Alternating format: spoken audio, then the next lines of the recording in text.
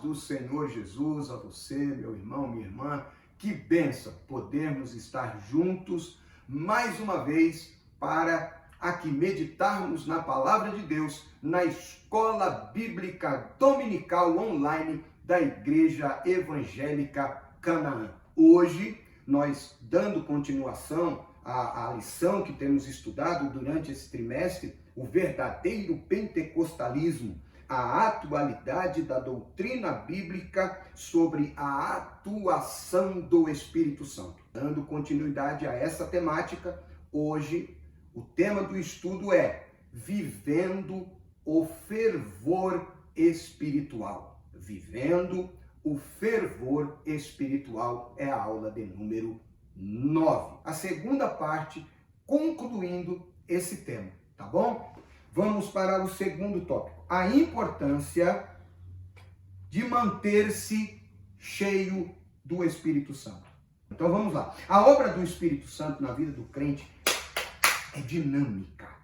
Ele não fica estático a partir da conversão, pois a expressão cheio do Espírito Santo significa reacender a chama do Espírito. Então não é aquela coisa do eu aceitei a fé, agora eu tenho vida com Deus. E tá bom. Acabou. Não. É constante.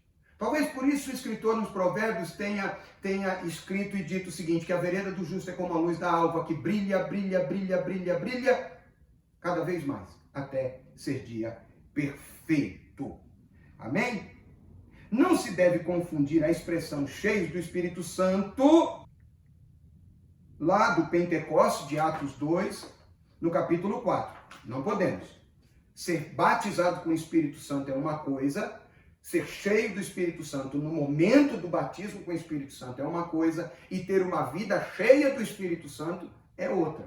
Porque tem gente que foi batizada no Espírito Santo, que por algum tempo orou, buscou a Deus, buscou os dons, e que por algum motivo, alguma tristeza, alguma desilusão, alguma desventura, ou até por causa do pecado mesmo, de um erro pessoal, de uma fraqueza, nós não estamos aqui para subestimar, nem julgar, nem atirar pedra em ninguém.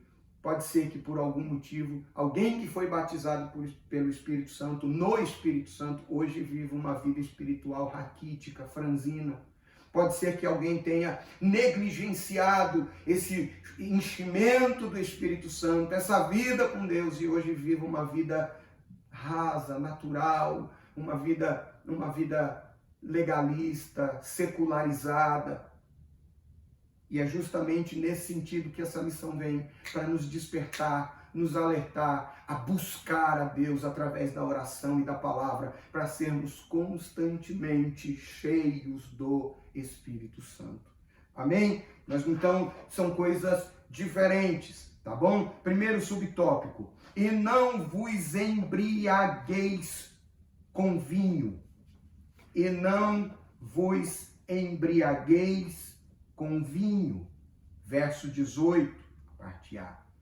Essa frase é como a Septuaginta traduz, a versão grega das Escrituras traduz. Não olheis para o vinho. Não prestem atenção no vinho. Não se encha do vinho em que há contenda. O comentarista aqui cita Provérbios, e eu quero citar Provérbios com vocês, porque diz assim a palavra de Deus, Provérbios 23, 31, não olheis para o vinho quando se mostra vermelho, quando resplandece no copo e escoa suavemente. Não presta atenção nele. Não presta atenção nele. Provérbios 20, verso 1. O vinho é escarnecedor e a bebida forte alvoroçadora, e todo aquele que neles errar nunca será sábio. Nunca será sábio. Quando Paulo cita aqui em Efésios capítulo 5, verso 18, a parte A, não vos embriagueis com vinho, ele pode estar fazendo uma referência ao culto a Baco, que é o deus romano do vinho, que é a versão romana de Dionísio, divindade grega, da mitologia grega, que também era conhecido como deus do vinho.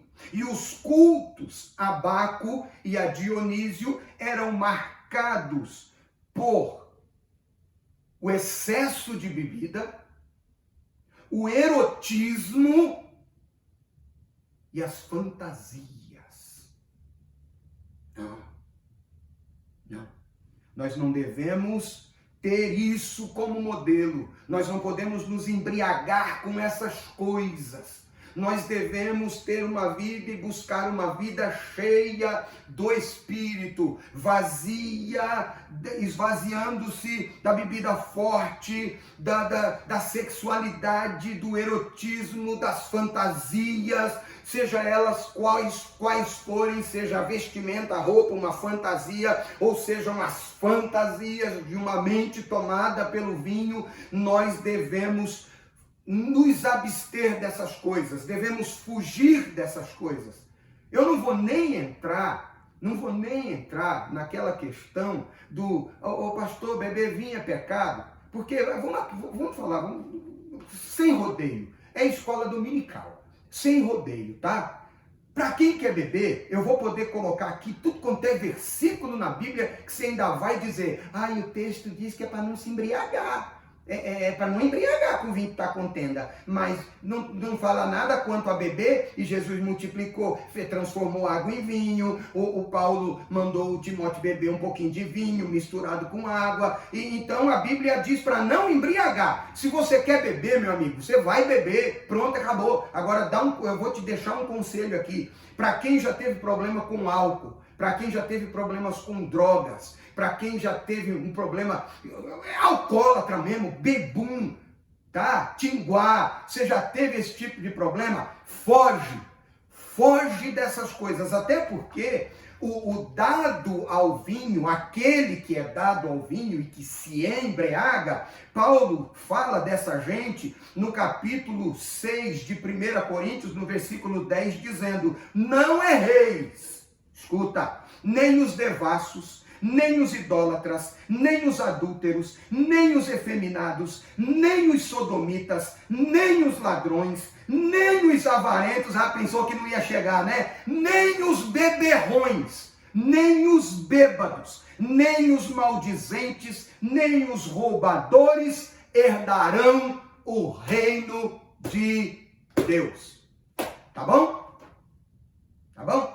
Então não adianta, se o teu coração estiver inclinado a isso, você vai fazer, porque você vai encontrar em algum versículo, em algum texto, uma base para aquilo que você quer. Mas se você estiver disposto a viver uma vida cheia do Espírito Santo, o conselho é, e não vos embriagueis com vinho em que há contenda, mas enchei-vos do Espírito. Meu Deus. Vamos lá, segundo subtópico, mas enchei-vos do Espírito, a parte B do verso 18. Essa expressão indica renovação, novo enchimento no Espírito, é ser cheio de novo, é ser preenchido de novo pelo Espírito Santo. É mais ou menos aquela, me permita uma ilustração, eu sou de um tempo, eu vou falar da Zona Leste de São Paulo, só tinha uma empresa de ônibus, era Auxiliar, isso eu era garoto. O ônibus vinha tão lotado que o eixo até inclinava assim, se estourasse o eixo ia dar uma tragédia, mas vinha lotado. Aí a gente de manhã para ir trabalhar, dava sinal para o motorista e ele pegava e fazia assim, ó. Tá cheio. Viver cheio do Espírito Santo é mais ou menos assim. Você vai estar passando, você vai estar andando, e a mulher adúltera, a prostituta, vai acenar para você e você vai fazer assim, ó. O vinho, quando viçoso se mostrar no copo e descer suavemente e acenar para você, você vai fazer assim, ó, não tem lugar, tá cheio do Espírito. Adulterar nota, por exemplo, fazer essas coisas aí, maracutaia, arranjo, mentiras, adultérios, fornicações, todas essas coisas que a gente citou aqui, tudo que for obra da carne, quando acenar para você, você vai fazer assim, ó, não tem espaço, tá cheio do Espírito Santo. Vamos continuar aqui. Olha só o que o Paulo dá aqui, o comentarista aqui nos dá alguns textos a respeito disso. Enchei-vos do Espírito.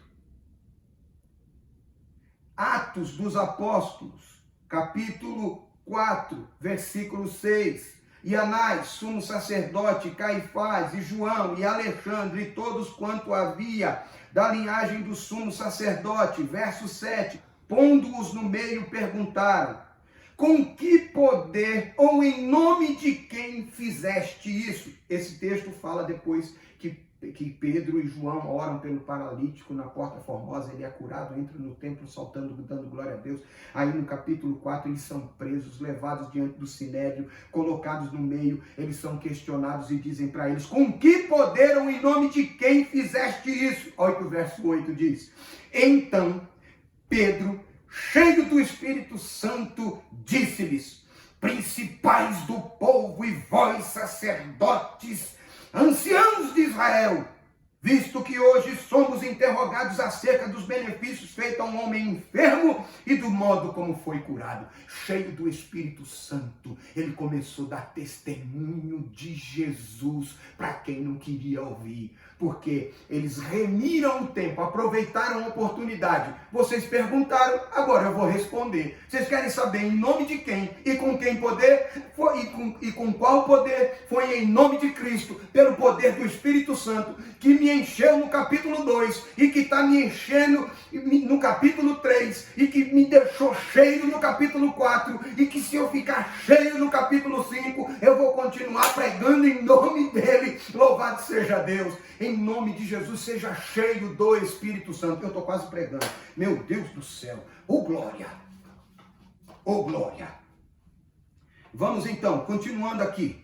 Mas enchei-vos do Espírito. Os discípulos já tinham o Espírito Santo. Eles receberam o Espírito Santo. Em João 20, 22, Jesus entrou na casa, soprou, eles já eram salvos. Lucas 10, 20, eles já eram salvos. Todos os crentes em Jesus, todos os crentes pentecostais ou não pentecostais, batizados no Espírito Santo ou não, eles têm o Espírito Santo. O Espírito Santo você recebe quando você aceita, quando você recebe Jesus como um único e suficiente Salvador da sua vida. Tem gente que não fala em línguas estranhas, mas é cheio do Espírito Santo. Tem gente que não profetiza, mas é cheio do Espírito Santo.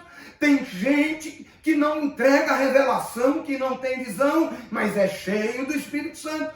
Ser cheio do Espírito Santo no batismo tem como evidência o falar em outras línguas. Mas isso não significa que quem não fala em outra língua não tem o Espírito Santo. Pode ser que você que esteja me ouvindo não recebeu ainda o batismo no Espírito Santo, mas como diz a letra de um hino congregacional antigo, ele está em você, o Espírito Santo se move em você, até com gemidos inexprimíveis. Ele está em você, ele se move em você. E me permita dizer uma coisa: o batizador no Espírito Santo, eu sinto a sua presença aqui no estúdio, e a minha oração é para que você sinta esta presença do Espírito Santo e seja cheio do Espírito Santo para o batismo no Espírito Santo agora aí na sua casa, em nome de Jesus. E eu oro por você nesse momento. Espírito Santo de Deus, Consolador nosso, batizador no Espírito Santo, visita esse meu irmão, visita essa minha irmã do outro lado e batiza no Espírito Santo, enche do Espírito Santo, tendo como evidência desse batismo e desse enchimento o falar em outras línguas. Receba em o nome do Senhor Jesus agora, para a glória Aleluia, glória a Deus. Mas vamos continuar aqui. Oh, aleluia. O apóstolo se refere à plenitude do Espírito, quando ele diz, enchei-vos do Espírito, que é a característica, ou deveria ser a característica do crente pentecostal. O crente pentecostal não deveria ser conhecido só como o cara que dá glória a Deus, só como o cara que profetiza. Porque, infelizmente, oh meu Deus, me ajuda na aula da escola dominical. Tem gente que diz que é cheio do Espírito Santo, mas é mal pagador. Tem gente que diz que é cheio do Espírito Santo, mas é dado ao vinho. Tem gente que diz que é cheio do Espírito Santo e é mentiroso. Tem gente que diz que é cheio do Espírito Santo e subtrai, pega aquilo que não é seu. Tem gente que diz que é cheio do Espírito Santo e pratica tantas outras coisas que não agradam a Deus. Mas o crente cheio do Espírito Santo faz como uma ilustração, como eu acabei de dizer aqui há poucos minutos atrás. Quando o pecado bate a porta, ele diz assim, ó, tá cheio, não tem lugar. Pronto, vamos continuar aqui. Terceiro subtópico, não confundir o batismo no Espírito Santo.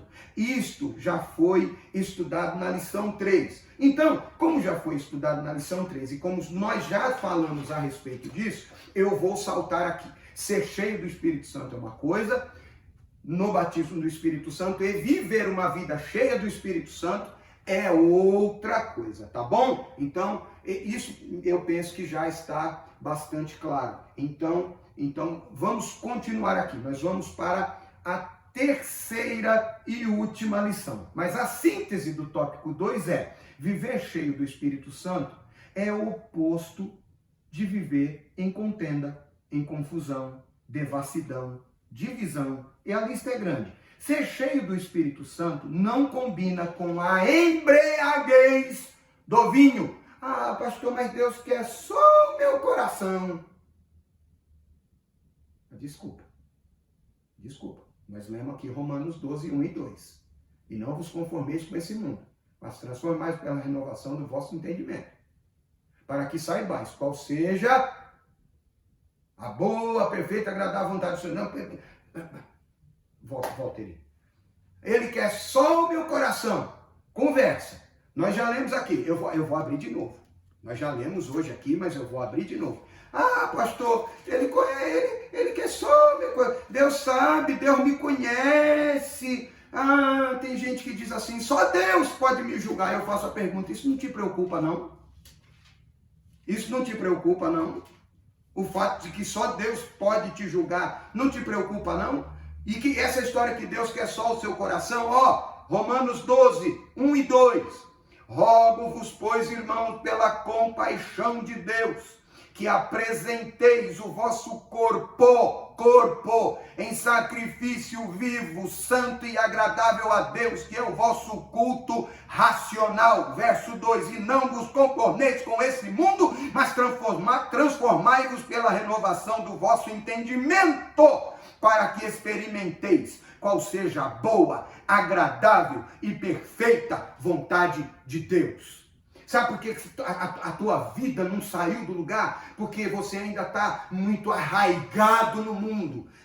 Você ainda está se embriagando com vinho em que há contenda. Larga essas coisas e vem ser cheio do Espírito. Louvado seja Deus. Vamos lá.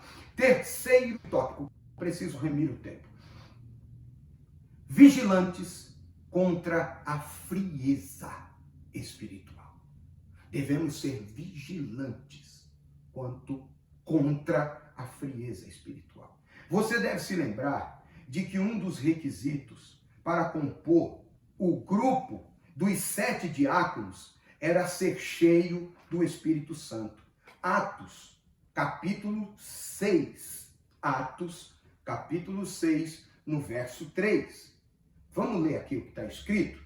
Escolhei, pois, irmãos, dentre vós, 7 varões de boa reputação, cheios do Espírito Santo e de sabedoria, os quais constituamos sobre este importante negócio.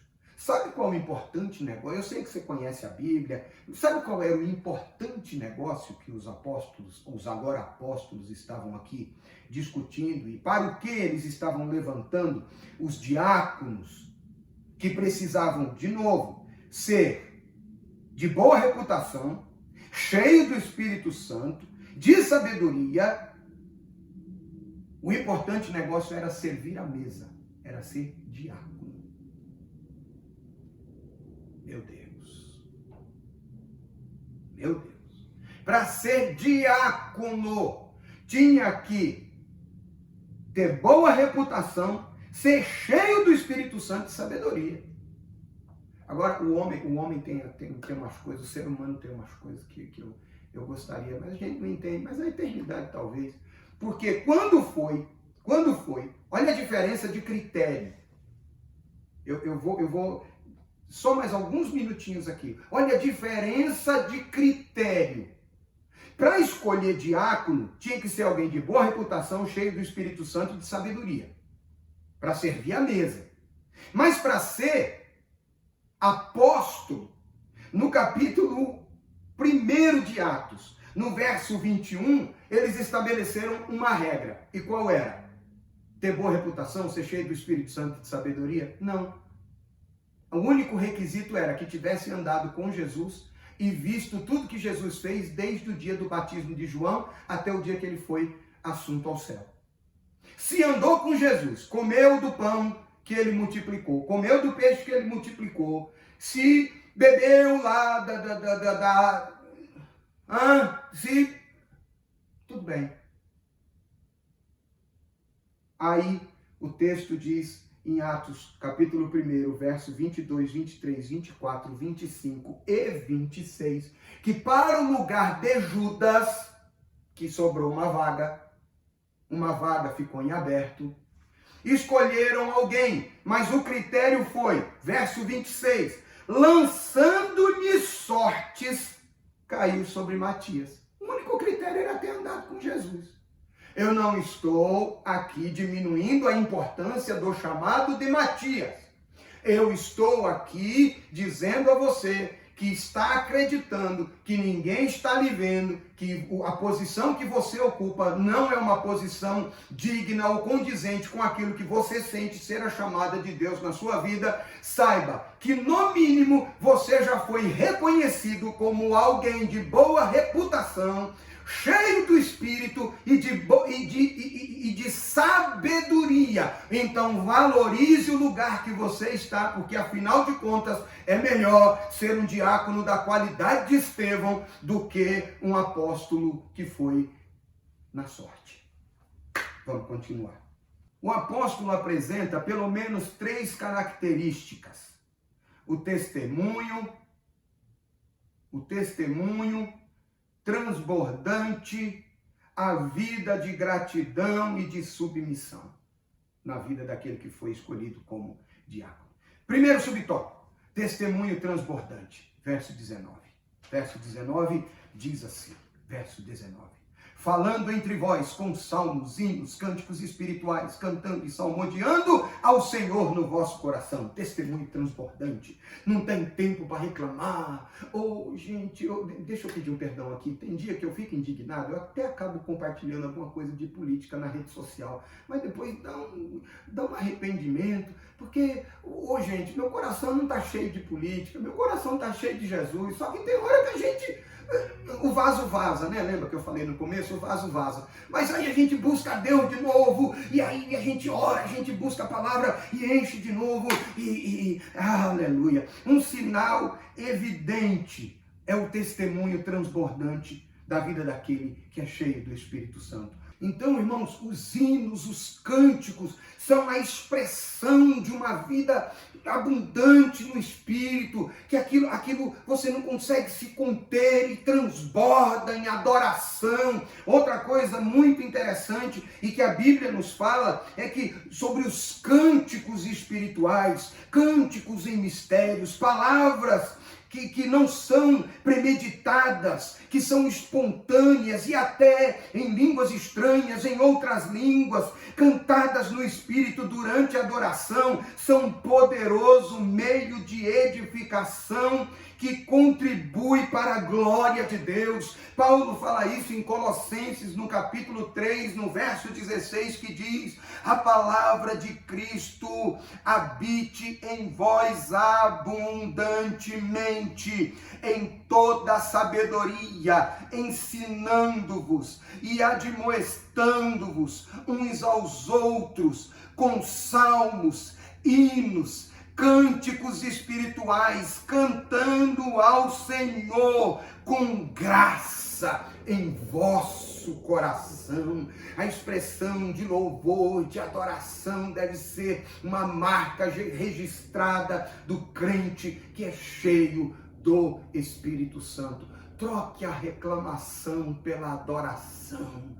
Troque a murmuração pela oração e com certeza a adoração vai fluir dos teus lábios e Deus vai receber para a glória do seu santo nome. Continuando aqui, dar graças a Deus em tudo, verso 20, que lemos aqui na leitura bíblica em classe, dando sempre graças por tudo a nosso Deus e Pai. Dando graças em tudo. Essa é a vontade de Deus e deve ser a marca de todo cristão. Vamos ver o que Paulo escreve em 1 Tessalonicenses, capítulo 5, verso 18. Em tudo dai graças, porque esta é a vontade de Deus em Cristo para convosco. Dai graças a Deus por tudo. Oh, irmão. Um erro muito comum a nós, seres humanos, cristãos e não cristãos, é valorizarmos demais e sofrermos por coisas que não temos, nunca tivemos, que nem sabemos se seriam tão necessárias assim, que estão fora do nosso alcance. A gente sofre, reclama e esquece de agradecer pelas pequenas coisas que recebemos da parte de Deus todos os dias. Quem, quando acorda, abre os olhos e vê, agradece, sou grato pela visão. E pelo fato de ter acordado, acordei, logo estou respirando, meu coração está pulsando, meu cérebro está gozando de plenas funções e por isso eu estou vivo. Obrigado, Deus! Qual foi a última vez que nós fizemos isso?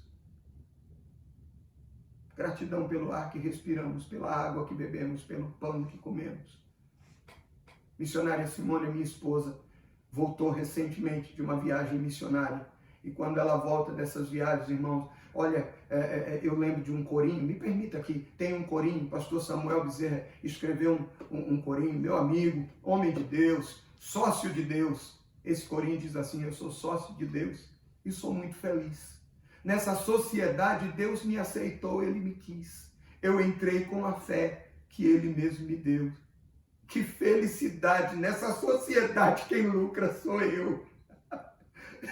Por que eu estou dizendo isso? Porque quando ela vai para o campo missionário, quando ela volta, ela me abraça tão gostoso, abraça a Esther tão gostoso, abraça o Emanuelzinho tão gostoso, porque ela diz: eu sinto falta da minha casa, eu sinto falta da minha família, é tanta coisa, é tanta miséria humana, é tanta miséria financeira, é tanta miséria espiritual, é tanta miséria de caráter, e aqui quando eu chego, eu estou cercada de gente que me ama. Você já agradeceu a Deus, porque as pessoas que você ama e que te amam estão do teu lado, e Deus tem guardado em plena saúde, mesmo em meio à pandemia. Ah, pastor, mas eu tive Covid, eu também, missionária Simone também, e olha só, não falo isso porque se tem que me gloriar, eu me glorio na cruz de Cristo, como disse o apóstolo Paulo, nem quando eu tive Covid, porque ficamos isolados isolados em casa, eu e missionária Simone tivemos Covid no mesmo período, ficamos juntos na quarentena,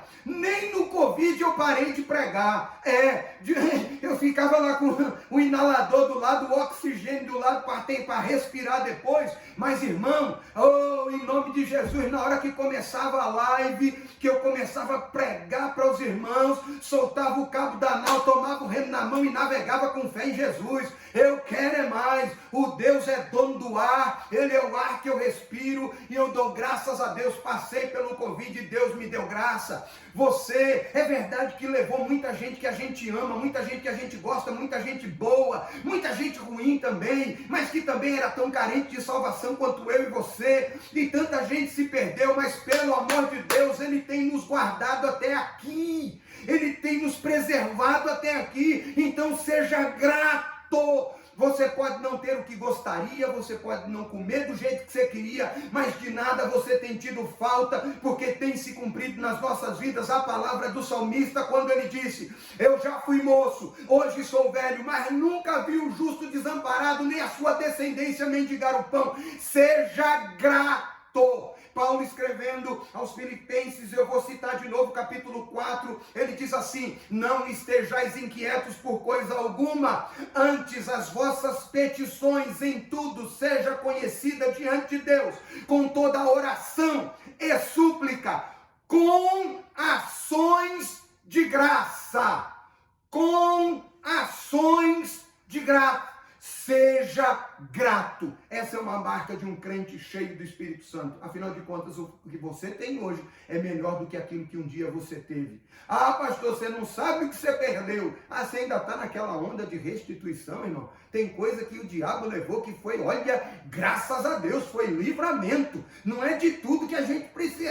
O que é restituição? Não, tem coisa que Deus levou porque estava te atrapalhando. Você estava folgado, mas estava indo para o inferno. Estava como aquele rico insensato. Colheu, juntou no celeiro, deitou na rede e disse: goza minha alma. Mas uma voz se fez ouvir e disse: louco, ainda hoje pedirão a tua alma e o que tens. Pense nisso e seja grato. Glória a Deus. Chegamos ao terceiro e último subtópico dessa lição: sujeição. Efésios capítulo 5, verso 21, diz assim: sujeitando-vos uns aos outros no temor de Deus. O quebrantamento e a humildade expressam bem a plenitude do Espírito Santo.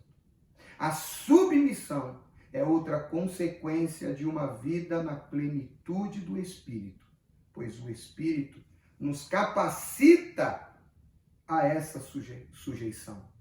É dever cristão se submeter às autoridades constituídas. É dever do cristão se submeter às autoridades constituídas. Vamos ver que Pedro nos diz na primeira carta de Pedro, no capítulo 2, verso 13. Sujeitai-vos, pois, a toda ordenação humana por amor do Senhor, quer ao rei, quer como superior.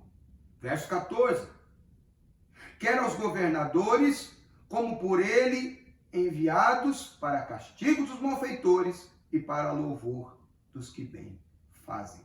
Verso 15. Porque assim é a vontade de Deus, que fazendo bem, tapeis a boca, a ignorância dos homens loucos.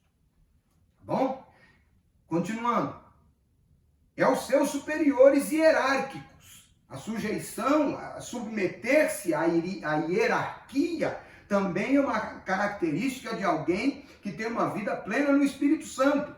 1 de Pedro, capítulo 2, verso 18. Vós, servos, sujeitai-vos com todo temor ao Senhor, não somente ao bom e humano, mas também ao mal. Verso 19, porque é coisa agradável que alguém, por causa da consciência para com Deus sofra agravos, padecendo injustamente. Por quê? Verso 20. Que glória será essa, se pecando sois esbofeteados e sofreis? Mas, se fazendo bem, sois afligidos e o sofreis, isso é agradável a Deus. E pasmem, olha o verso 21. Porque para isso sois chamado, pois também Cristo padeceu por nós, deixando-nos o exemplo para que sigai as suas pisadas. Sim, Senhor. Não, Senhor. Sou cheio do Espírito Santo, mas eu não tenho negócio com homem. Eu não tenho que dar satisfação para pastor. Eu fui chamado por Deus, sou cheio do Espírito Santo igual a ele. Não tenho negócio com homem. Desculpa, irmão. Tem alguma coisa errada. Essa sujeição deve ser entre os irmãos na igreja. Vamos ver o que o Pedro... É o Pedro que está escrevendo isso. 1 de Pedro, capítulo 5, verso 5. Semelhantemente, vós jovens, sede sujeitos aos anciãos, e sede todos sujeitos uns aos outros, e revesti-vos de humildade, porque Deus resiste ao soberbo, mas dá graça aos humildes. Sabe qual que é o segredo para viver bem? Não é achar que você é melhor do que eu, ou eu achar que sou melhor do que você, achar que sou melhor do que você. É eu olhar para você e me sujeitar a você como se você fosse alguém maior do que eu. Porque aí nós vamos olhar um para o outro nos olhos, na mesma estatura, nos respeitando e sujeitando-se um ao outro no temor de Deus. Essa coisa dessa arrogância do ser vaso, porque eu sou profeta, porque eu sou pregador, porque eu sou teólogo, porque eu sou pastor, porque eu sou... Nós somos servos. Servos.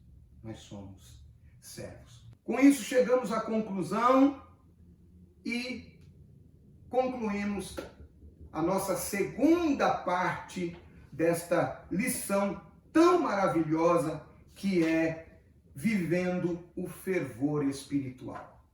De tão gostoso o assunto, rendeu e nós tivemos que, remindo o tempo, aproveitando a oportunidade, separar em 2 módulos essa 9ª lição. A conclusão dela é: o significado de enchei-vos do Espírito é ter a vida cristã na plenitude do Espírito Santo. Isso envolve todos os aspectos da nossa vida, desde os cultos até o lar, desde o lar até o trabalho e a sociedade. Por meio desses testemunhos, é possível observar quem é cheio do Espírito Santo. Não vou me alongar, mas me permita dizer, se você é um bom obreiro na igreja templo, você deve ser um bom obreiro dentro da igreja lar. E você deve igualmente ser um bom obreiro no seu local de trabalho. Não dá para ter 3 faces. A Bíblia fala dos 4 seres viventes que têm 4 rostos. Rosto de águia, rosto de homem, rosto de boi, rosto de leão. E tem gente que com 2 caras e 3 fazem um estrago miserável na igreja, na família e na sociedade. Porque ele tem uma cara para a igreja, a cara do cheio do Espírito. Em casa, ele tem a cara do carrasco. E no trabalho, ele tem a cara do profano. Porque fala palavras torpes, senta-se à roda dos escarnecedores e, enfim, não dá para ter uma vida cheia do Espírito Santo se nós não mudarmos os nossos hábitos, se você não mudar a sua postura, se nós não mudarmos a nossa postura. Amém? Louvado seja Deus. Enfim, chegamos ao final da lição de número 9. Amém? Me permita aqui uma palavra de agradecimento a você que esteve conosco nessa caminhada, nesta 9ª lição. Não acabou, a lição 10 está chegando aí. O Senhor Jesus cura hoje. Olha que tema extraordinário, importantíssimo para os nossos dias. O Senhor Jesus ainda cura hoje. É a lição de número 10. Tá bom? Não perca na próxima semana a lição de número 10. O Senhor Jesus cura hoje. Que Deus em Cristo te abençoe com bênçãos de paz, saúde e prosperidade em todas as áreas da sua vida. Que você tenha uma vida espiritual abundante. E em nome de Jesus, seja abençoado. E olha, me permita uma última palavra. Cuide-se. Use máscara quando precisar sair de casa. Se não precisar, não saia, tá bom? Mas se você que precisa, que tem a obrigação de ir lutar pelo pão nosso de cada dia, se cuide. Use máscara, use o álcool em gel. Eu vou pedir. Chegou. Não saia sem o álcool em gel. Higienize, use máscara. Preserve a sua vida, a sua saúde e a sua família, em nome de Jesus, tá bom? Olha só, até a próxima, permitindo Deus. Deus abençoe, em nome de Jesus. Um forte abraço, até a próxima. Paz do Senhor Jesus.